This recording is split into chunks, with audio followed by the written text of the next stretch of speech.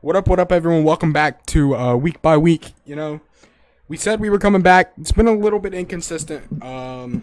We've kind of been on a little bit of a 2K grind at night, but we're going to try to go back to weekly podcasts. Not set dates like we were doing during the regular season. Just, trying to get a day out of the week to record. But, so since, what was it, probably 2.5 weeks ago when we uploaded our last podcast, there's been a lot of stuff happen. Of course, free agency started, and, we're edging closer and closer to the draft. Hopefully next week we will get a mock draft in. So we've got some key topics that, me and Tyler decided on, and then we've got some grades we're going to give out. We got the Bears and the Titans just because they're our teams, and then a bunch of teams that made significant moves. So we're not doing all 32. There's 7 here that we're going to grade. Just they're the teams that made the most moves. So yeah, without further ado, you want to talk about Kenny Golladay? Yeah, let's do it. So first off, I just want to say, I've talking about the Lions for a second. I've shit on Jared Goff a lot, but I feel bad for him next year. Oh yeah, I do too. He went from playing in a Super Bowl and contending to the worst situation in the damn league. Situation. I mean, in all honesty, who does he have to throw to? Besides T.J. Hawkinson. Is there a quarterback in a worse situation than him? I mean, I guess you can maybe argue Deshaun, but even then, on paper, the receivers last year on that Texans team weren't terrible. And Deshaun had a hell of a year. Like I said, if Deshaun's on any other team, he has an MVP year. I can't think of a quarterback in a worse situation than Jared Goff. I really can't either. I mean, I honestly feel bad for the guy. I mean, maybe Carson Wentz last year, but that was last year. Maybe you could argue Daniel Jones, but of course not anymore. Darnold, but of course that's not anymore. Oh, God. I mean, and honestly at this point, with everything the Jets have done, I've seen a lot of mock drafts actually have them taking like Penei Sewell at 2. I can honestly see that. Maybe they rock out for another year with Darnold. I mean, I don't know. But I actually really like Darnold. I like Darnold a lot. I like Darnold, and I think the tackle duo of Becton and, of course, Becton, they moved him around everywhere last year. But I didn't know that. Yeah, they played him everywhere. They played him. I know he started a couple games at guard, started at left tackle, which is where he was drafted as. I think he even started a game at center. He was everywhere. Jesus. But yeah, he's a monster. When he did play, he was a stud. It's just Can we just talk about how Andrew Thomas went number 4? Like Andrew Thomas, yeah, that Giants O-line. I don't know. I seen there was a guy on Twitter that I follow, and he said it's boom or bust next year for Daniel Jones, and I agree. I was text. I mean, and they're not wrong. I mean, he's got the team now. Saquon will be back. Of course, Golladay now. They signed Kyle Rudolph. Still have Evan Ingram, who, of course, Evan Ingram does have a drop problem, but he's still a very solid tight end nonetheless. But I don't know. I feel like Giants fans also overrate Evan Ingram. They think Evan Ingram is this, like, I guess, stud of a player, and I mean, he's not. He's solid, but he's not anything crazy. Evan Ingram has a lot of flaws. But he honestly can create separation pretty decently, I think. Well, I've said watched every Giants game, but well, I mean, I even said this a couple years ago. I never viewed Evan Ingram as a tight end necessarily. Evan Ingram is an oversized receiver. Yeah, he is 100%. But I'm not saying he is Kyle Pitts, but he's kind of similar. I was going to say he reminds me a lot of Kyle Pitts in this upcoming draft. But even then, I think Kyle Pitts is going to be a stud. Yeah, he's gonna blow him out of the water. But so I mean, you know, it's boom or bust this year for Daniel Jones. There should be no excuses. And I told Tyler, I was texting him. You know, we were talking about the situation, and I told Tyler, I don't think Daniel Jones is going to be like an elite quarterback, but I definitely could see him becoming an average starter. I mean, yeah, I can see that. I told Tyler like 37, 3,800 yards, 25 touchdowns, 10 picks. I mean, and that's about, you know, that's an average year for a starting quarterback. It is. Yeah, I could see him being like sort of like how a Kirk Cousins is, or like a Jimmy Garoppolo, somewhere in that area. I think Garoppolo is a fine comparison. But I mean, I know you're not too big on Garoppolo. I mean, I'm not, but you know, I think that's a fair comparison. I think Kirk is. I don't know. Kirk had a hell of a year. He's just so like bipolar. Mm-hmm. But so they've got Galladay and I've seen some people on Twitter. They were like, Galladay's injury prone. This is stupid. I'm like, Galladay, first of all, is not injury prone. Galladay has had one bad injury. But besides that, every year, let me pull up Kenny Galladay's numbers real quick. While I'm doing that, you can give your opinions. I know he had 11 TDs left. He is a really good number one receiver when he's healthy. But see, that's the thing. That's a misconception with Galladay. People were saying on Twitter like Galladay is apparently never healthy. Galladay has never had, to my knowledge, an injury concerning his career besides you know last year. Obviously, he had, and every year he's gotten better. His rookie year, 477 yards for 3 touchdowns. 2018 started to come on more. Had in just 15 games and only started 13. Had 1,000 for 5, and then in 2019 had 1,200 for 11, and played all 16 games. So he's a good receiver. The narrative that's going around on like NFL Twitter and stuff that he can't stay healthy is stupid. But Galladay, of course, I think that's the type of receiver that Daniel Jones needs. You know, at 6'4", you know, Galladay's not going to create a bunch of space, but Galladay he's going to go up and get it. Yeah. And he's probably I think one that's of the best 50-50 ball catchers. Exactly. And I think that's the type of receiver Daniel Jones needs to bail him out, essentially. As bad as that sounds, needs him to bail him out. And, you know, we'll probably see Galladay do that. I do look for Galladay to have a hell of a year because, you know, like we were talking about, that Giants O-line is terrible.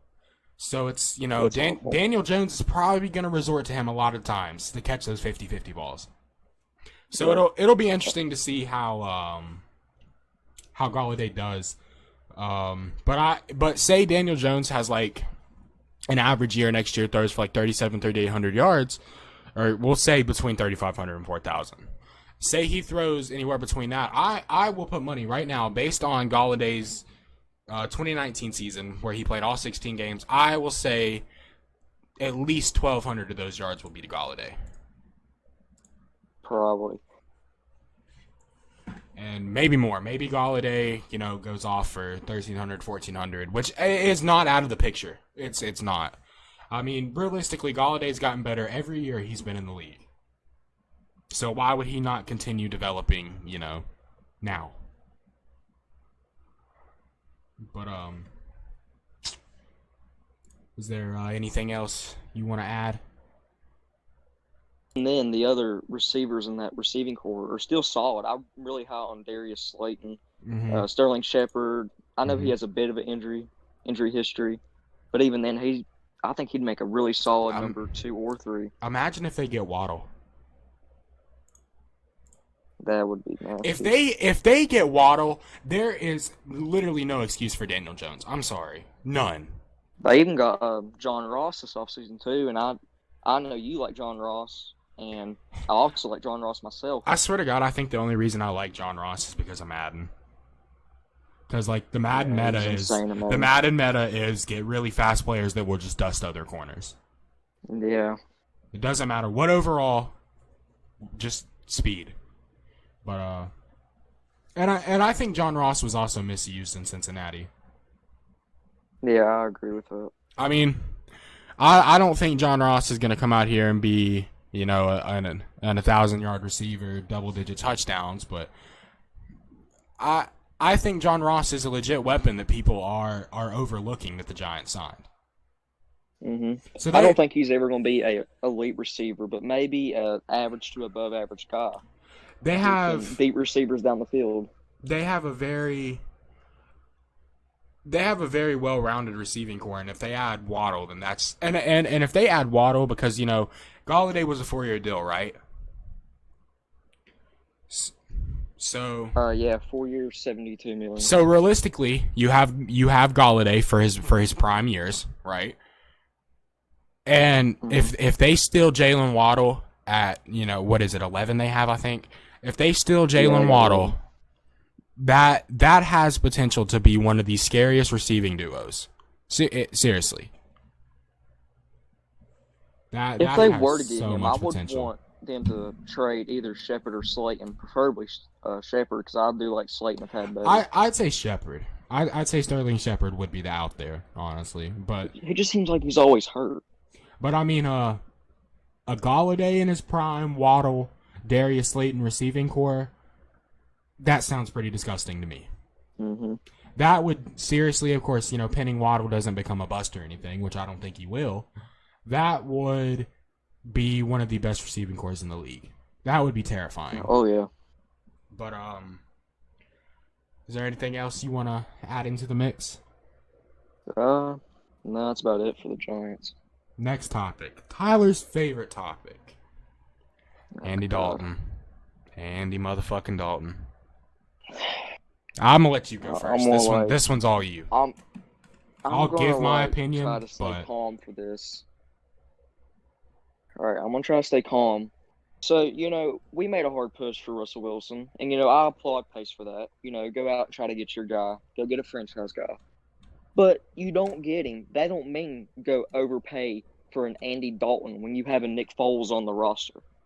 Like, I think Dalton's a bit of an upgrade, not by much, but you're giving him $10 million. $10 million, and then you go off and cut Kyle Fuller. Like, it was such a desperation move, it made me sick.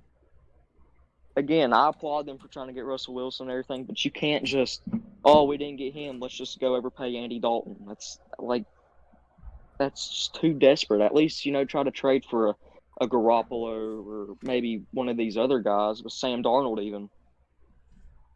Like, I don't know, man. It boils my blood. It really does. I think that was the definition of a desperation move. Oh, yeah, easily. And, you know, I don't know. If I'm y'all, I'm looking for draft, because the Seahawks have made it clear that they're not trading Russell Wilson. So if I'm y'all, I'm looking in the draft and trying to move up for Mac Jones. Yeah, that's my hopes now. Maybe praying that one of the top 4 guys fall, because I mean, hell, if Atlanta doesn't take a quarterback at 4, then we know Cincinnati ain't gonna take one. Let me pull up the draft order, and let me tell you, bro, if Trey Lance got into that offense, that would be terrifying. Yeah, it would. Yeah, so a little bit of a recording issue, but basically we've just been talking about teams that are a lock to take a quarterback in the top 10, and we're talking about the Bears trading up. Like I said, I think the only locks as far as top 10 goes would be Denver and Jacksonville. Jets, I think Jets should be a lock, but I don't think they are. Dolphins, if they take that pick at 3, which I don't think they will, I think it'll end up being a trade down.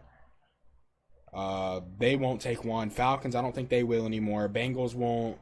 Eagles need to take a receiver. Lions, the same with them. They need to take a receiver. So it could be interesting. I think the Bears, if I'm the Bears, I'm trying to jump. If I'm the Bears, I'm trying to jump San Fran. Yeah, that's where I'd go. And pray one of the top 4 guys fall. And if one of the top 4 guys don't fall, but see, 11 feels very high for Mac Jones.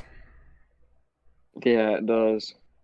I'm not saying Mac Jones, because Mac Jones will probably end up being a first rounder, maybe, but that feels right outside the top 10 feels very high for Mac Jones.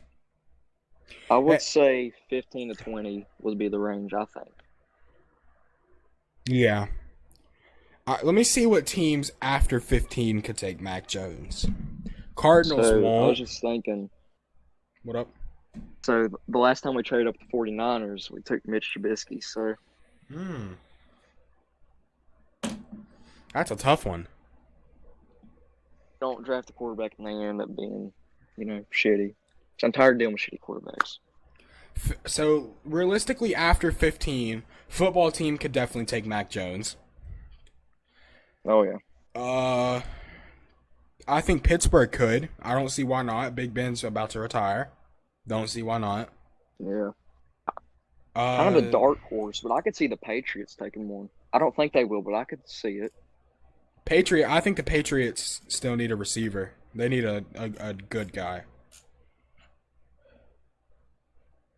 I'm gonna tell you it's interesting, but we'll get into all that when we do our mock draft. But so is there anything else you want to say about Andy Dalton or the Bears in general? I will say this. I do think Andy Dalton could actually be decent if he had enough weapons to throw to. Because in his days with Cincinnati, he had a ton of weapons to throw to. I couldn't tell you exactly who. I know A.J. Green.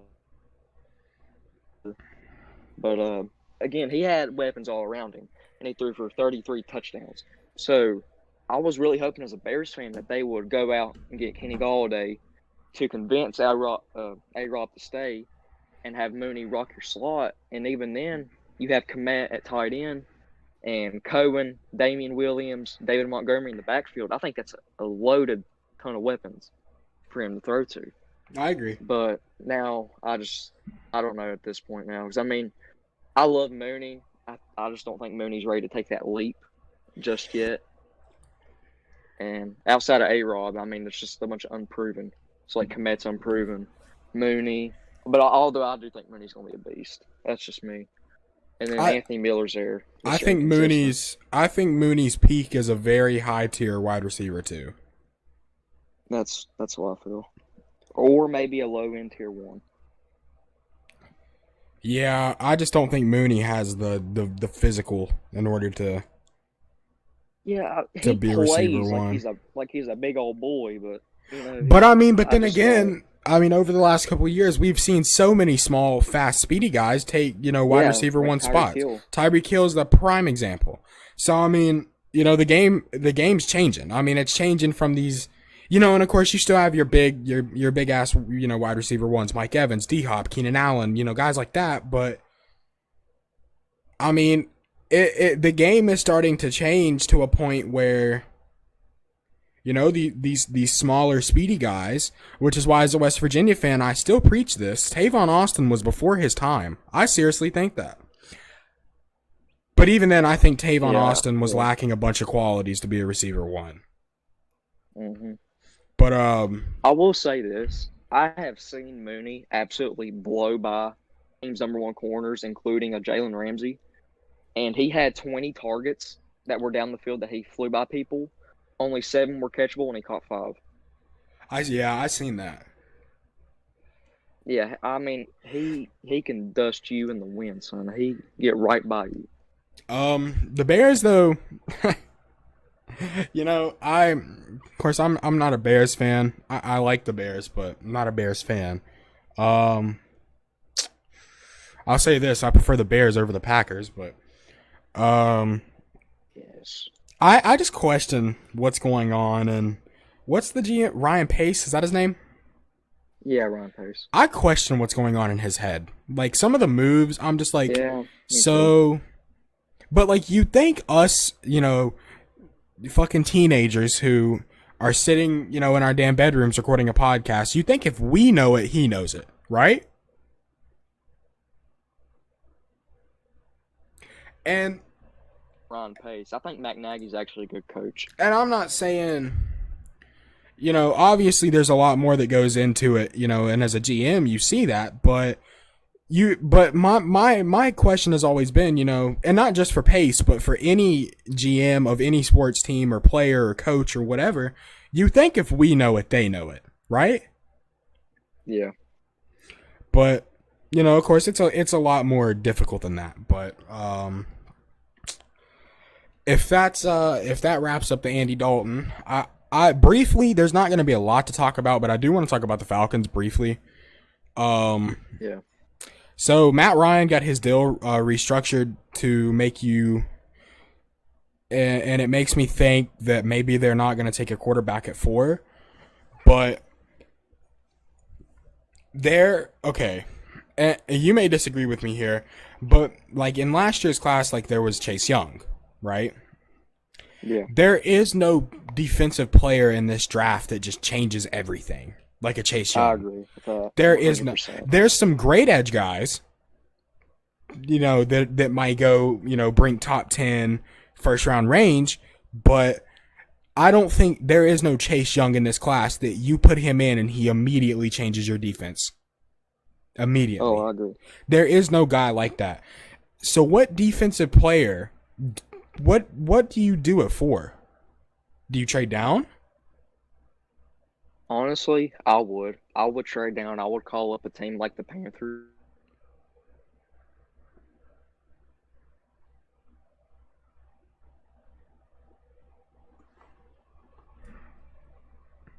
The way trades are these days, you might actually do it.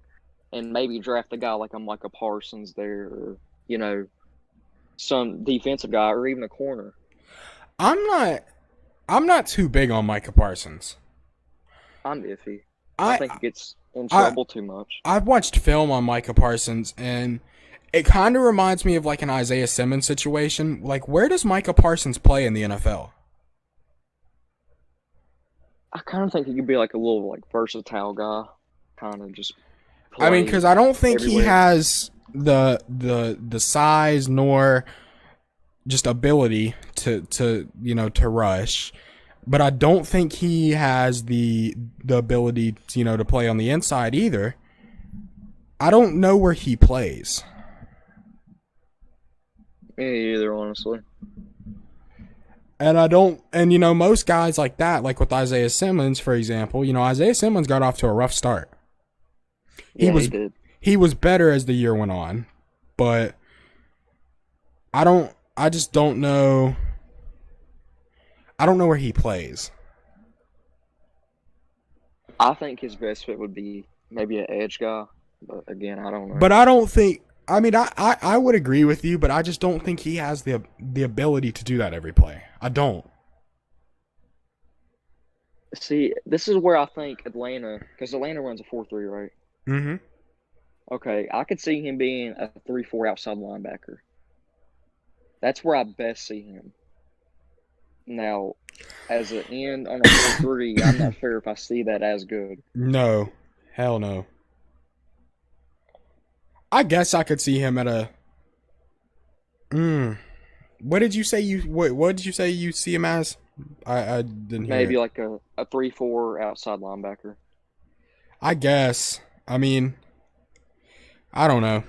That'll be interesting to see what he actually plays, but because he'll be drafted. Will he be drafted as an outside linebacker? Because I think that's his official position. Yeah, I think so.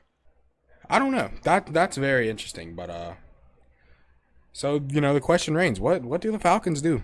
But so I'm gonna talk about the Bud Dupree and the Titans for a little bit.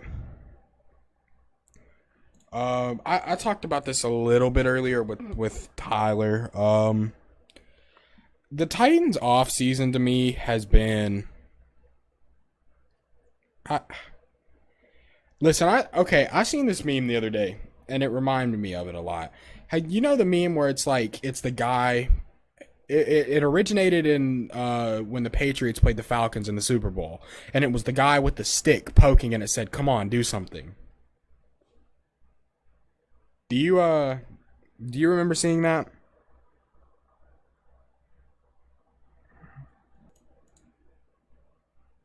Yeah, I remember that.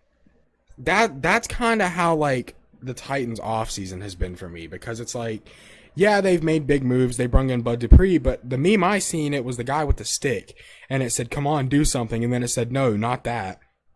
That's kind of how I feel. I mean, I think that they've made some good moves, but I still don't like what they've done at cornerback. I mean, yeah, Janoris Jenkins is, I think he's good. He's very consistent, but he will be, as of right now, he's our number one corner, and I just don't like that at all. Yeah, I wouldn't like that either. I think that's y'all's main problem right now, and maybe like the second receiver spot. We brung in I think y'all got to get those two. the dude Josh Reynolds, I think is his name. I honestly forgot. Yeah, It's I Josh like Josh Reynolds. Reynolds. I like Josh Reynolds, but I just don't know if I like him as a receiver too. But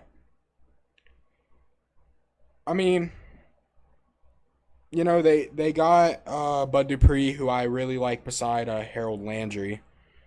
Clowney is probably not going to come back at this point. But anyway, Clowney, I doubt Clowney comes back. He'll probably end up in Cleveland. And I mean, if Clowney can stay healthy, I like that a lot. But, Yeah, me too. I don't know. Titans got some stuff to figure out. We got to figure out the secondary. That was our main problem last year, was our secondary. Got to figure out receiving core. Khalif Raymond's gone. Corey Davis is gone. Adam Humphries is gone. They, I think they still have Nick Westbrook, Akeem, or Akeem Westbrook. I don't know. I mean, because if they don't do something, then fucking AJ Brown's gonna get triple teamed every play next year. How about we give y'all Javon Wims? No, Bro, he's the best. no. All right. Next, or actually, is there anything you want to throw in about the Titans? No, just mainly I think the corner situation is what you got to focus on the most at this point, and getting another receiver. If we get another Which solid honestly, receiver, I like the trio of Josh Reynolds, AJ Brown, and then whoever. I could see y'all being in contention for like a Terrence Marshall or Rashad Bateman. I like Maybe. Kadarius Toney. I like Tony too. I think Tony would be perfect beside AJ Brown. Beside AJ Brown. But let's talk about Ben Roethlisberger and just the Steelers in general, not just Big Ben. But I want to hear what you think about that, because of course he's coming back. So let me know what you think. Overrated. The whole team. Overrated. The fans are idiots. I think the defense is solid, but obviously I think losing Bud Dupree kind of takes it down a notch. So I will say this defense is solid, but Big Ben, overrated. The offense, overrated. Like, they were, what was the record, 13-3? 12-4. 12-4. That was the most overrated 12-4 team I've ever seen. Started 11-0 too. Like, yeah, like, so overrated. And honestly, I mean, Tennessee should have handed them their first loss of the season, but Goskowski decided to suck a fat dick. he was so mad. Bro, because they were killing us in the first half, dominating us. Oh, yeah. And then we came back on them, and then Goskowski was like, "No, I don't think so. No." Like, bro, sometimes when Goskowski was kicking, I seriously wonder like if he forgot which team he was on. Fucking old ass fucking. Jeez. Anyway, Is he back for y'all? yes. He was better towards the end of the year. He was fine. Yeah, he was. For some reason, though, those first probably 5 weeks, like, what was he doing? I don't know. It's like he was better from 50 back than inside the 30. Bro, I felt more comfortable with him kicking a damn 55-yard field goal than I did a fucking 30. I really did. I would like to see y'all go out and get like an Eddie Pinheiro, because now that we brought back Santos, he's a free agent. And he was honestly a solid kicker his first season. You know, he hit like 83% of his kicks. I miss Ryan Suckup so much. You know, he hasn't got any rings, so I doubt he misses y'all. Probably not. But Yeah, I miss Ryan Suckup, but the thing about Ryan Suckup is I think the reason Titans fans have like such an emotional attachment to him is because like that he was our kicker during the era of when our offense was terrible. So like when we'd win a game, it'd be like 9-12 or 12-9 or something, or like 9-6 or something stupid like that. So, yeah, I watched him kick a lot of game-winning field goals. But as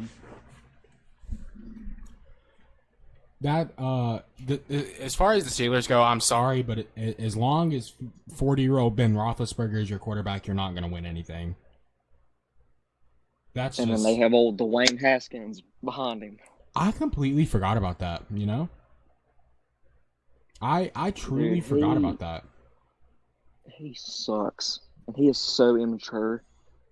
Like it is that's insane. his I think biggest me and you problem. are more mature than him. I think that's his biggest problem. Real quick, oh my God. Before we move into our next to last topic, I do want to say one thing about the Titans that I just completely forgot about. Isaiah Wilson. Now, oh God. nah, I'm not gonna shit on him because I think he has something wrong, like in his head. Like I seriously do. I'm not, a lot of Titans, like the Titans Instagram pages I follow and stuff, where like trash talking like Miami, like he's your headache now, and I guess that is true, but of course he's already been cut. But I hope that whatever is going on with Isaiah Wilson, I hope he gets it figured out. Because, a lot of people were saying, oh, he made his milli and then, he's gone.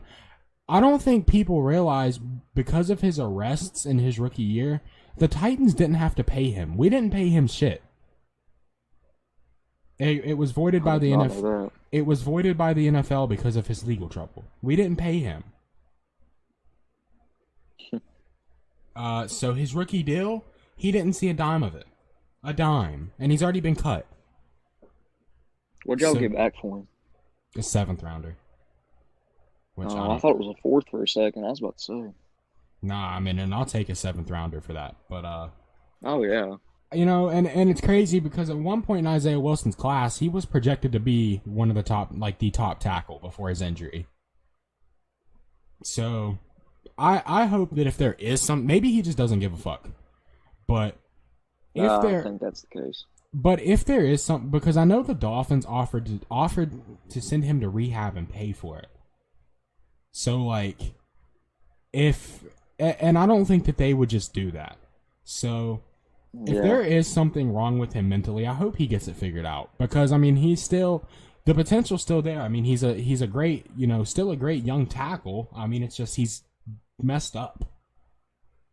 So I hope he.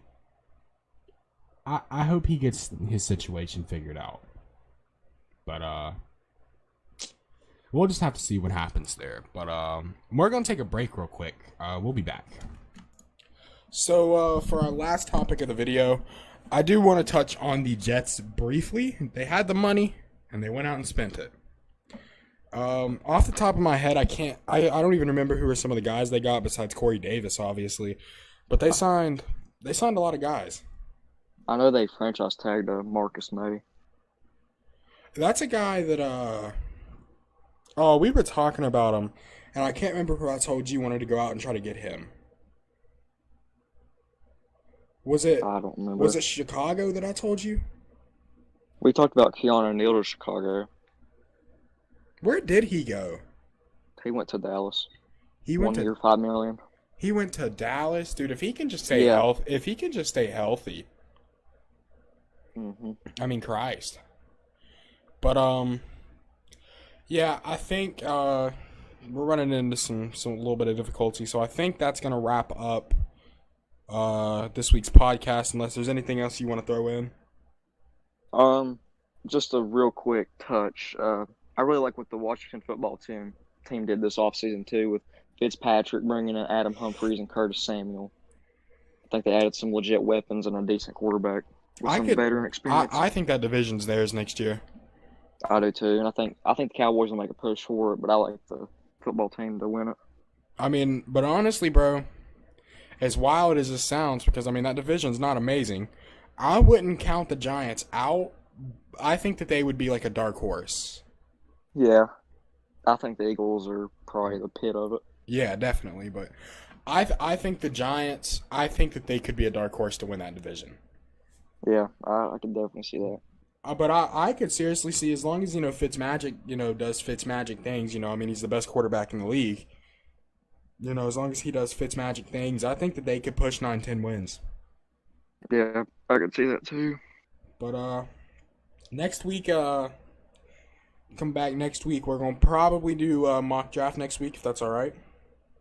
Yeah, that's fine. Week by week, first edition. But yeah, thank you all for watching.